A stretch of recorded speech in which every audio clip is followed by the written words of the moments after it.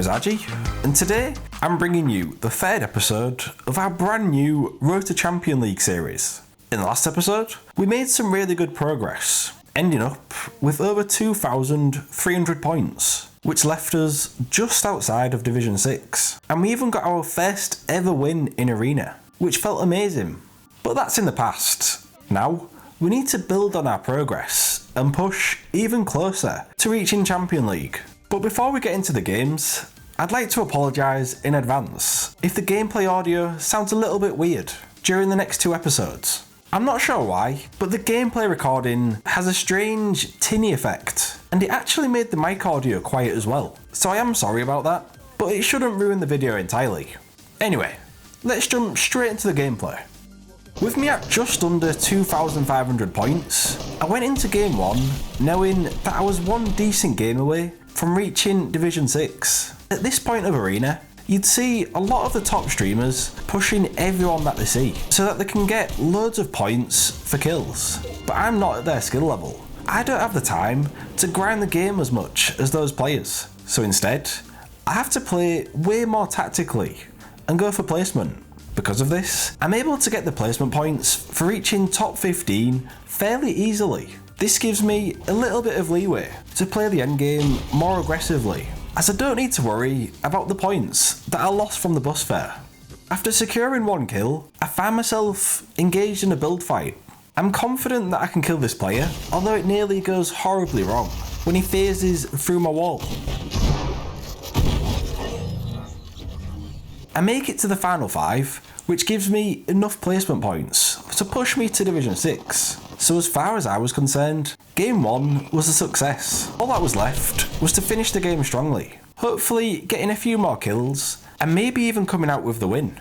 With the storm moving in, I'd like to go for high ground, as that's what secured me the win in the last episode. But all of my shield is knocked off, and I'm not able to take height. If you watch a lot of scrims, you'll often see players tanking storm damage, and then healing up with floppers, so I decided to do the same. However, I horribly misjudge how far away the circle has gone, which ends up being a fatal mistake.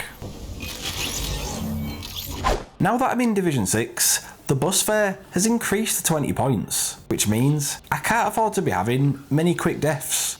Otherwise, I'll start to lose a lot of points. This means that I'm landing safe almost every single game. I don't want to be contesting my landing spot, as it's too risky.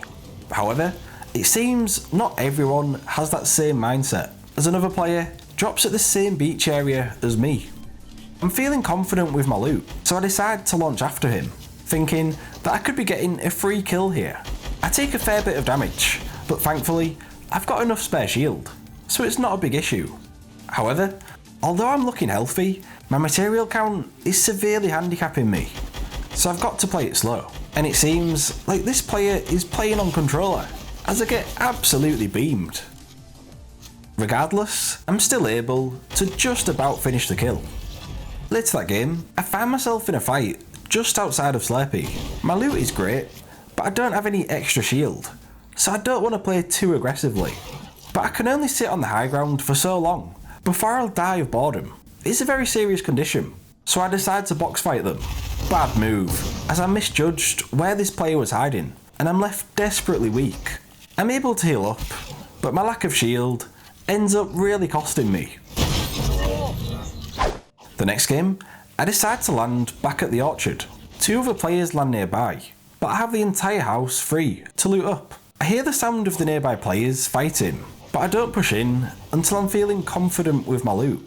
By this time, whoever has won the fight out of the 2 players has most likely had time to loot up properly, so I'm not going to assume that they're weak. However, as soon as I see that they're camping in the farmer's market, I sense that I could be about to get a really easy kill, as I don't reckon that any decent players would be hiding in buildings at this stage of Arena. I'm able to break my way into the building, and at this point, I'm feeling confident about winning this fight. But unfortunately, it turns out that the fight that I had earlier was actually still going on.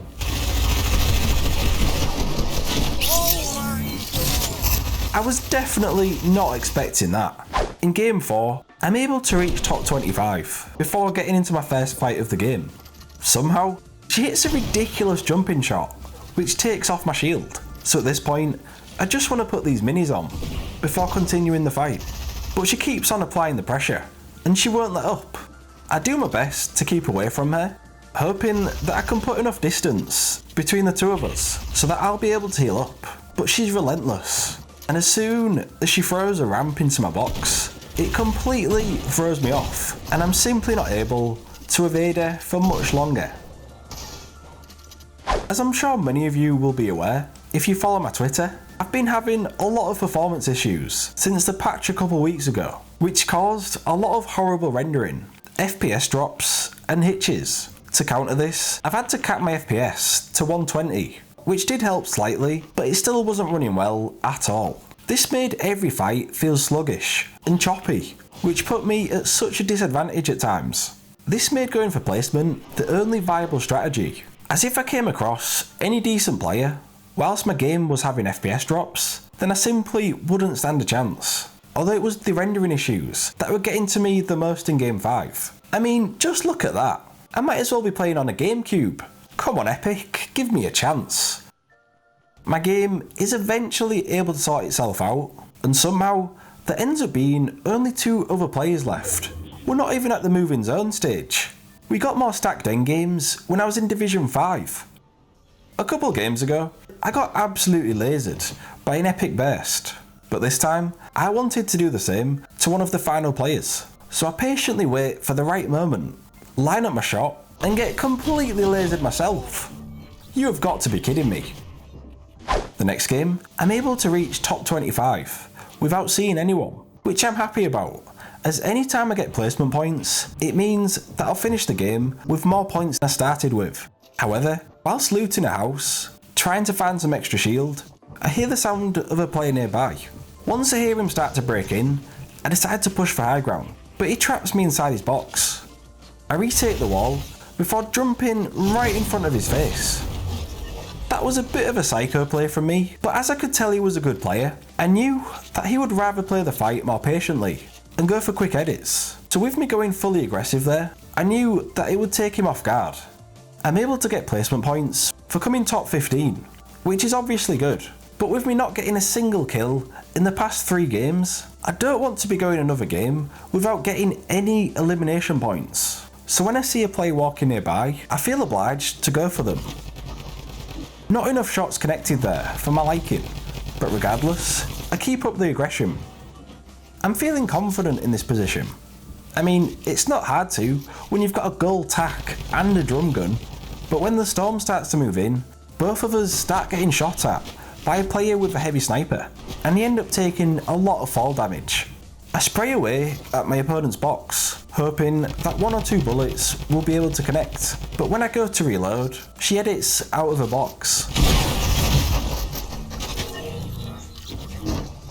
During episode 2, we seemed to make it to endgame almost every single match, but as soon as I hit Division 6, I started to struggle in regards to making it to the endgame. So in Game 7, I was determined more than ever to not only make it to the endgame, but to also come out with the win. And so far, it's going pretty well. Once again, I don't have any kills, but I've managed to get so many placement points. And considering my loot is looking almost perfect, and I'm almost at max materials, I go into the endgame feeling ready to do well. When the storm starts to move in, I decide to tunnel towards the circle, but tunneling is using a lot of my materials, and the circle is still quite far away, so I decide to use my launch pad. During endgames, having a grappler can determine who wins or loses, so as soon as I hear someone with the grappler behind me, I decide to focus on killing them, and thankfully, she's completely unaware that I'm there. But suddenly, I find myself trapped under a metal ramp, and I'm in the storm. The player next to me goes down, and somehow, I find myself 1v1 against the final player, but I'm desperately weak.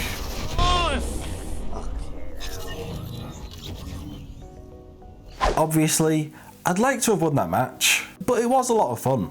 Everything was happening so quickly that I barely got a chance to think, so I do think I did well to come second, and hopefully Game 8 would be just as successful. It wasn't. in our penultimate game, I start getting shot at whilst I'm trying to grab a big shield. The circle seems to be quite far away, so this fight can't take too long, otherwise I'll end up dying to the storm. We end up getting into a build fight, but as she can't get high ground from me, she heads back down to the ground. I end up running out of materials, so I'm left with only one option.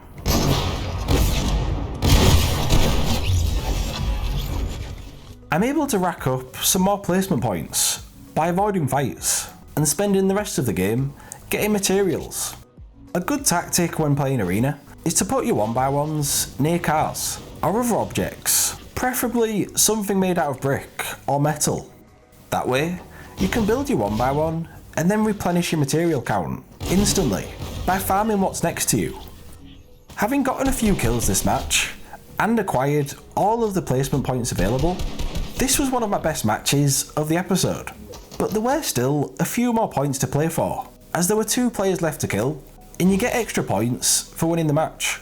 However, despite being in a decent spot in the circle, it's tough to feel confident when you're this weak, as I'm 1 headshot with an assault rifle away from being sent back to the lobby, which ultimately costs me the game. So we head into the final game with 3,110 points. We were able to finish episode 2 with a win, which was an amazing way to end it. So if we're somehow able to do the same again, then I'll be really happy. However, the players have been a lot better in this episode, so I can't be thinking about winning, at least not right now. My main concern at this moment is this fish stick, who's giving me a bit of trouble. Granted, he's not really done much to pressure me, but yet again, I run out of materials, which could have got me killed. I'm able to get back to almost max materials, meaning I'm able to head into the endgame feeling confident. But first, I've got to get to the circle. I decide to use the zipline, as it's an easy way of getting up this hill, but it is a slightly risky choice, as if someone shoots at you, then you can't build to protect yourself. Which is exactly what happens. I wasn't mentally prepared for this fight, as it really took me by surprise. But when you're playing a battle royale, you're not always going to be the instigator of each engagement. So although I wasn't the one to start the fight, I was hoping that I could be the one to end it. However, when I failed to knock him down, I decided to drop down myself, which doesn't quite go to plan. Oh my God. I couldn't believe I was still alive. I spoke too soon. So that's the end of the 10 games. We started the episode in Division 5 with just shy of 2,500 points, and we end the episode in Division 6 with almost 3,200 points. This episode was such a struggle at times. Obviously, I'd been having some PC problems, which didn't help, but honestly, it wasn't even just that. It's that the players were generally a lot better at this point in Arena. There weren't many quick fights at all, meaning that I had to work hard for almost every single kill. And the crazy thing is, it's only going to get harder as I keep gaining points. So I am excited to see how tough it gets, but also a little bit scared. Fingers crossed that I'll be good enough to cope with it. Either way, it's been a lot of fun playing these games in Arena, so I hope that it was fun to watch as well. So, what did you think of the episode? And do you enjoy playing Arena? Let me know in the comments down below. Also, if you want to support me as a content creator, then feel free to use my creator code, which is on the screen now. So anytime you buy something in the item shop and use my code, it'll go directly towards supporting the channel, which would be greatly appreciated. Anyway, thank you for watching, and if you enjoyed the video, leave a like and subscribe for more. And I'll see you next time for another video. Goodbye.